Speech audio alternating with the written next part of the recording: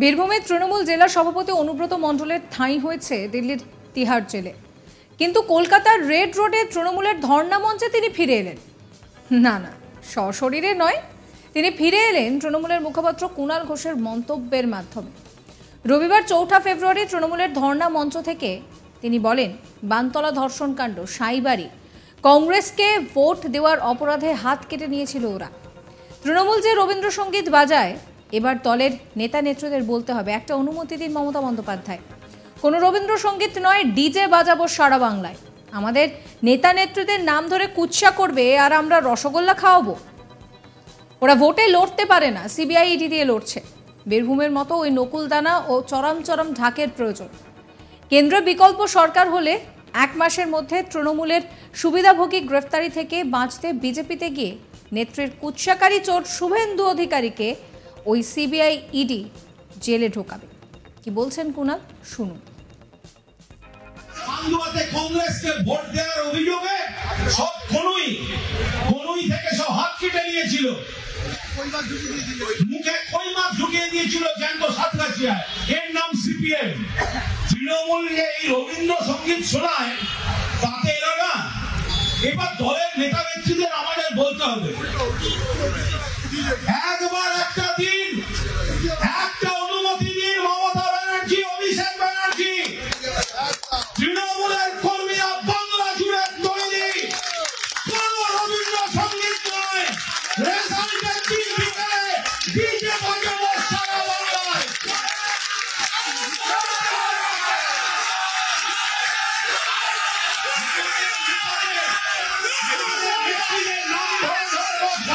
করবে আর রসগোল্লা খাবো আমরা ওদের নেতা নেত্রীদের, হবে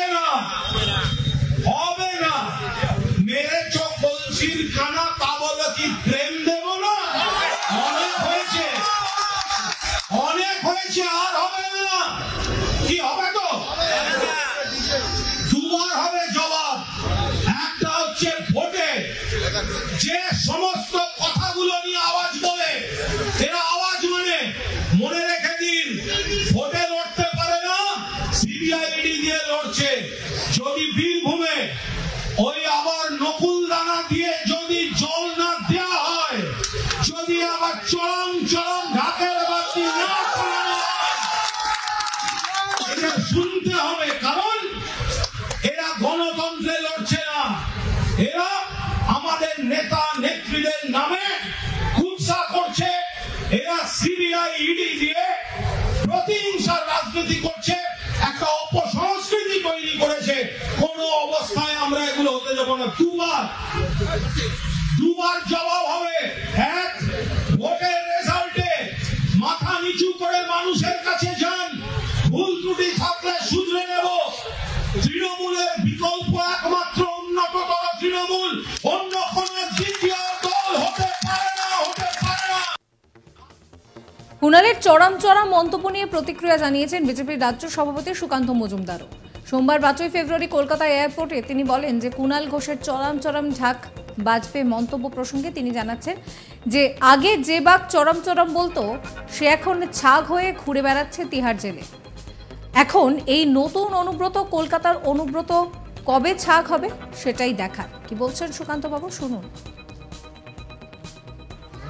বলছে যে ভোটের মাধ্যমে হারাতে হবে, সঙ্গে চরম ঢাক, ভোটের রেজাল্টের দিন দুপুরে আবির খেলা, বিকেলে ডিজে বাজবে।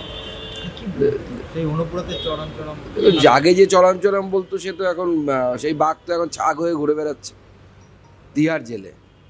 তো এখন এই নতুন অনুব্রত, কলকাতার অনুব্রত কবে ছাগ হবে সেটা দেখার। এখন আগে যে চরম বলতো, সে তো এখন সেই বাঘ তো এখন ছাগ হয়ে ঘুরে বেড়াচ্ছে তিহার জেলে। তো এখন এই নতুন অনুব্রত, কলকাতার অনুব্রত কবে ছাগ হবে সেটা দেখার। এখন অনুব্রত মণ্ডলের এই চরম ঢাক বাজানো গুড় বাতাসে একটা সময় কিন্তু রাজ্য রাজনীতিকে রীতিমতন কাঁপিয়ে দিয়েছিল। এবার সেই অনুব্রত মণ্ডল, যিনি কিনা এই মুহূর্তে দিল্লির তিহার জেলে রয়েছেন, তিনি ফিরে এলেন না, মানে তিনি সশরীরে বাংলায় ফিরে এসেছেন তা নয়, তবে তিনি কিন্তু কুণাল ঘোষের মন্তব্যের মধ্যে দিয়েই ফিরে এলেন। আমরা জানি যে অনুব্রত মণ্ডলের এই ধরনের কথা, চরম ঢাক বাজানো নকুলদানা গুড় বাতাসা, এই সমস্ত কথাবার্তা কিন্তু বলা যেতে পারে যে অনুব্রত মণ্ডলের একটা সময় ইউএসপি ছিল। তবে তিনি এই মুহূর্তে তিহারে থাকলেও তিনি ফিরে এসেছেন কুণাল ঘোষের মন্তব্যের মাধ্যমে।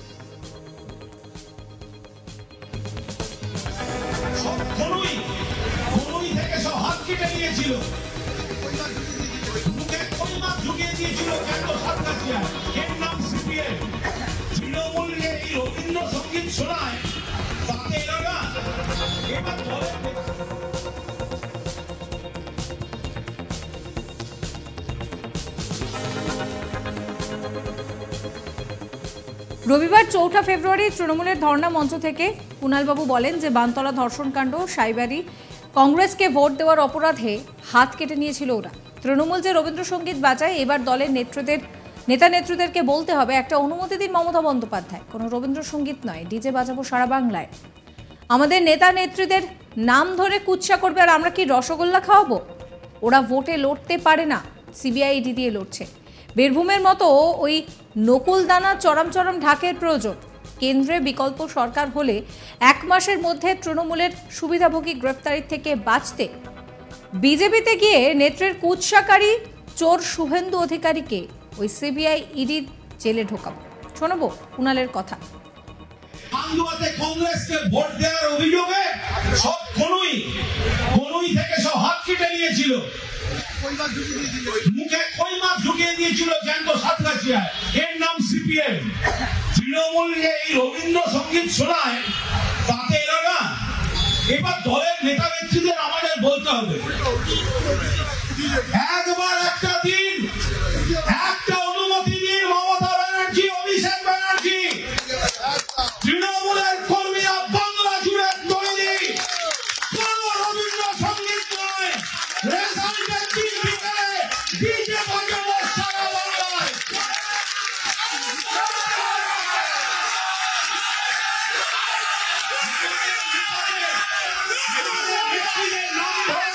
গালাগালি করবে আর রসগোল্লা খাবো আমরা ওদের নেতা নেত্রীদের। হবে না, হবে না। মেরে চোখ বলছির কানা, তা বলে কি প্রেম দেব না? অনেক হয়েছে, অনেক হয়েছে, আর হবে না। কি হবে? তো দুবার হবে জবাব। একটা হচ্ছে ভোটে যে সমস্ত কথাগুলো নিয়ে আওয়াজ বলে, এরা আওয়াজ মনে রেখে দিন, ভোটে লড়তে পারে না, সিবিআই ইডি দিয়ে লড়ছে।